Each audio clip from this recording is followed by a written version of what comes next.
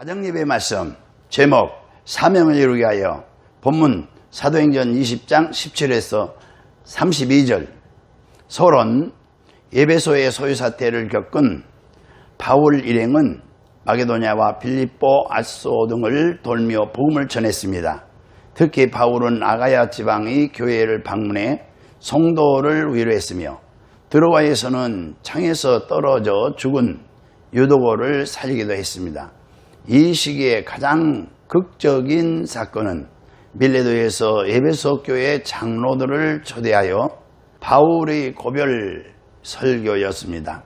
지도자들이 가야 할 길을 가르친 후에 결박과 환란이 기다리고 있음에도 예루살렘으로 발걸음을 옮겨 복음을 위해 목숨을 좀 더 귀한 것으로 여기지 않겠다는 단호한 모습을 보여주었습니다. 이 자기 부정의 모습은 예수 그리스도를 닮는 제자의 참 모습인 것입니다. 첫째, 17절에 바울이 밀레도에서 누구를 불렀습니까? 바울은 밀레도에서 사람을 보내 에베소 교회 장로들을 불렀습니다. 19절에서 20절에 바울은 어떤 태도로 복음을 전했습니까? 바울은 모든 겸손과 눈물로 복음을 전했으며 유대인의 관계로 말미암아 당한 시험을 참고 주를 섬겼으며 유익한 것은 무엇이든지 궁중 앞에서나 각 집에서나 거리낌 없이 전하여 가르쳤습니다. 21절에 바울이 전한 복음의 내용은 무엇입니까?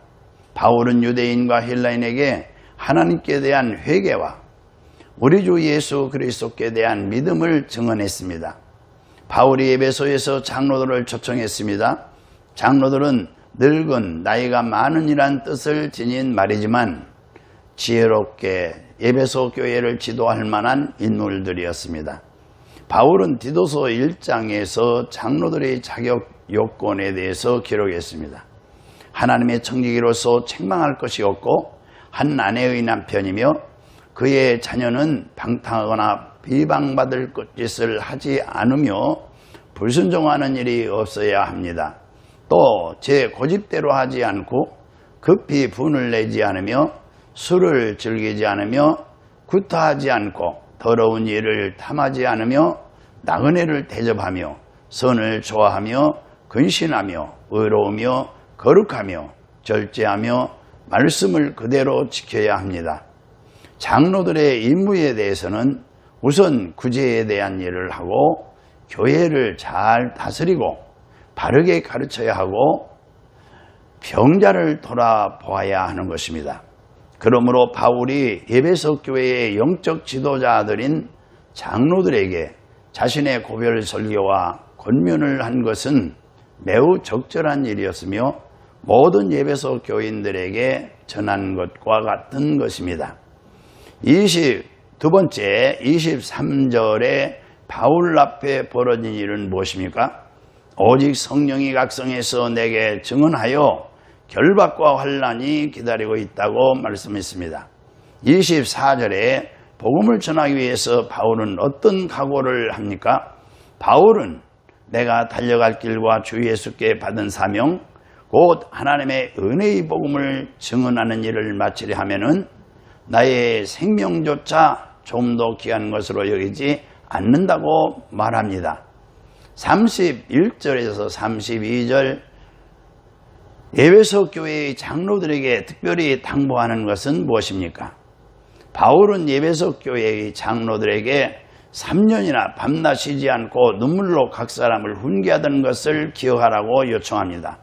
그리고 주와 그 은혜의 말씀에 부탁하노니 그 말씀이 여러분을 능히 든든히 세우사 거룩하게 하심을 입은 모든 자 가운데 기업이 있게 하실 것이라고 말합니다. 바울이 비시디아 안디옥에서 한 설교가 해당의 청중들에게 아덴에서 한 설교가 이방인에게 대한 대표적인 설교라면 이 밀레도의 설교는 모든 기독교인들을 향한 설교의 전형이라고 말할 수 있는 것입니다.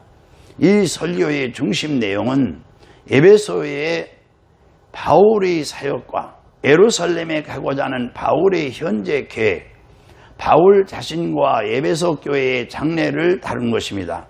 그래서 혹자는 이 밀레도 설교를 가리켜서 권면의 성격과 어느 정도 바울 자신의 변증적인 성격을 지니고 있다고 평가하기도 한 것입니다. 뿐만 아니라 이 설교는 바울 서신의 구성과 유사해서 바울 서신의 축소판 같은 느낌을 준다고 하는데 이것은 매우 의미심장한 것입니다.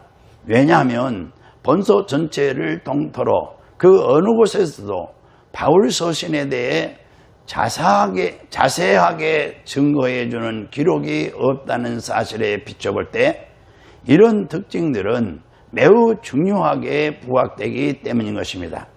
바울은 가는 곳마다 환난과 결박이 기다리고 있다는 사실을 알고 있지만 그의 달려갈 길과 주 예수께 받은 사명 곧 하나님의 은혜의 복음을 전하는 일을 마치려 하면은 생명을 좀 더 귀한 것으로 여기지 않을 각오가 되어 있었습니다. 오히려 그는 그리스도를 증거하다가 복음의 대적자들에 의해 환난과 핍박을 당해 세상의 더러운 것과 만물이 찢기같이 된 것을 기뻐했습니다. 왜냐하면 자신의 육체는 고통과 역경을 당하지만 복음은 묶이지 않고 증거되어 많은 사람들을 그리스도께 돌아오기 때문이었습니다. 이처럼 언제나 바울의 관심사는 자신의 육체의 평안함이 아니라 복음의 확산과 진보였으며 살든지 죽든지 그의 몸에서 그리스도가 존귀하게 되는 것이었습니다. 그는 자신에게 비록 유익한 것이라 할지라도 그리스도를 위해서 다 해로 여겼고 배설물로 간주했습니다.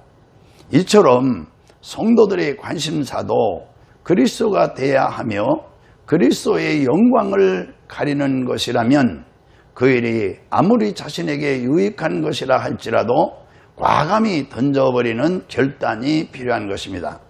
바울은 자신이 떠나게 되면 에베소 교회에 두 가지 일이 발생할 것이라고 예견했습니다. 첫째는 흉악한 이리가 에베소 교회에 들어와서 그 양떼를 해칠 것이라는 권고였습니다. 이 권고는 흉악한 이리와 같은 거짓 선자들이 에베소 교회 내에 들어와 성도를 해치고 복음을 대적하게 될 것을 의미하는 것입니다. 둘째는 교회 내에서 자기를 쫓게 하려고 어그러진 말, 곧 복음을 곡해하고 성도를 그릇된 길로 인도하는 말을 하는 사람들이 일어날 것이라는 권고입니다. 이처럼 바울의 권고대로 에베소 교회에는 자칭 사도라 하는 자들이 들어왔고 니골라 당이라는 이단이 생겨 분열을 획책하기도 했는데 이런 상황들이 목회 서신들 그리고 요한계시록에 나타난 것입니다. 그런 까닭에 바울은 에베소 교회 장로들에게 내게 3년이나 밤낮 쉬지 않고 눈물로 각 사람을 훈계하던 것을 기억하라고 권면했습니다. 할렐루야, 아멘.